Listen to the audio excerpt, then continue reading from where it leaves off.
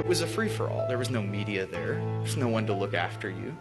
And the Marines took it upon themselves to shoot at, beat, rob, rape, kill whoever they wanted to. And that's being proposed on the news as like a few bad apples. This is a very isolated incident.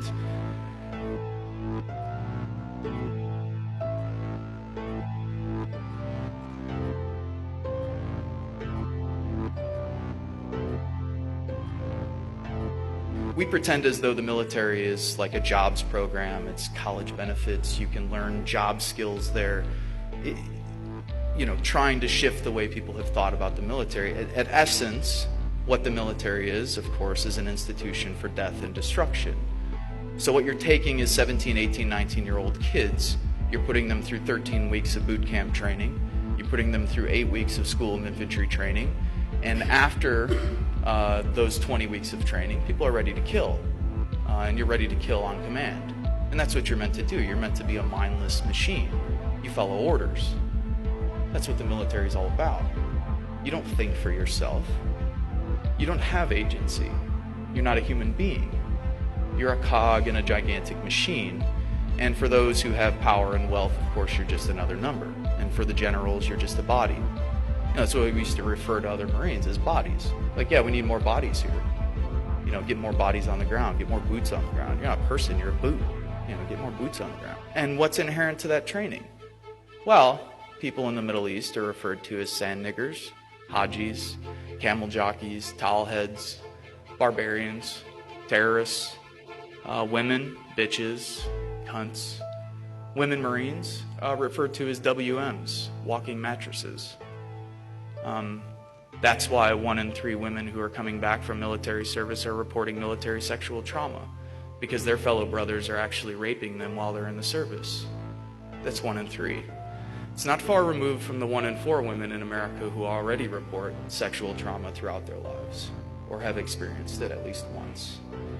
So, again, firmly entrenched in the military culture and in the institution is patriarchy and homophobia. Of course, everyone is referred to as a faggot, queer, pussy, a cunt. Again, reinforcing that you're weak, of course, if you're gay, bisexual, queer, so on and so forth. All firmly entrenched in the training, all firmly entrenched in the ideology, and all firmly entrenched in the kind of linguistics and the lexicon within the military. In Iraq, what did we do? We went on house raids, patrolled, either waited to get blown up by IEDs or mortars, because tactically it's insane. Everybody knows that you cannot win a counterinsurgency war, whatever winning would be. It's never happened. You can talk to the British who've been to Malaysia, you could talk to the French who've been to the Algiers, you could talk to the Americans and Australians and the rest who've been to Vietnam and Korea, and the Soviets in Afghanistan, and the United States in Afghanistan and Iraq, and every single time militarily have had their asses kicked, and rightfully so. But have also caused tremendous amounts of death and destruction. 1 million Iraqis dead. 7 million Iraqis displaced within a country of 25 to 30 million people. An entire generation lost. People forget that when there's a war for 10 years, kids don't go to school. You don't develop. You drop depleted uranium-coated rounds that have a half-life of X amount of billion years, and so now you have birth defects in towns like Ramadi and Fallujah that are 500% what they were 10 years ago. We've absolutely devastated that country, the United States and the West. After 30 years of warfare, supporting both sides in the 8-year war with Iran and Iraq, the Gulf War, the sanctions throughout the 90s that Madeleine Albright and Bill Clinton said were worth it. 500,000 dead, women and children, Madeleine Albright on news, 10 o'clock news. Yeah, it's worth it. Absolutely. What was happening over there? We were killing people. We were killing innocent people. People were being taken captive. If they looked like a quote-unquote insurgent, you did what you wanted to do with them. It was a free-for-all. There was no media there. There's no one to look after you. And the Marines took it upon themselves to shoot at, beat, rob, rape, kill whoever they wanted to.